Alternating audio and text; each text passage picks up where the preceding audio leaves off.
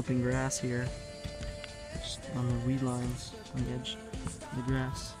That fish didn't even know he was hooked yet. That little axe claw and the punch skirt, but they're hitting it weird. We don't have any wind at all. You know, we're fishing kind of a high pressure day. So the bite is, I mean, we've lost a bunch. The timing of the hook set is so key. We're building it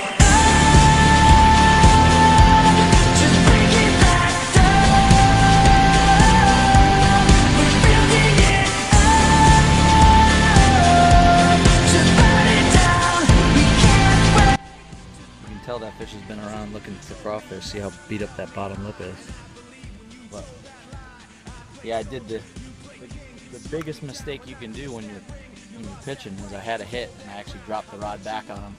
When you do that, they feel the weight, and I was lucky. I reeled in again. I threw another pitch and he hit it on the fall. I was lucky to get him. If this was a big fish, I wouldn't have had that second chance. But yeah, when you're flipping, never drop the rod back on them, because they can, when they have it in their mouth, they can feel that weight and they tend to eject the whole. But he was hooked good, man. I tell you what.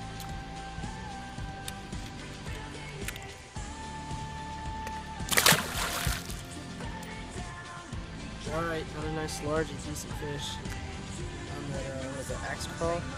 Axe claw and the punch skirt. Yeah, with the punch skirt. 3/4 ounce Rains tungsten slip sinker. Just kind of offshore grass pitching. Decent fish there.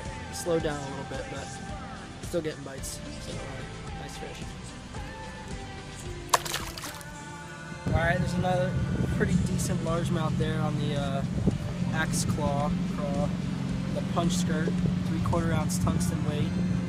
Decent fish, just flipping this grass lines. A little while ago, lost a good smelly doing it, but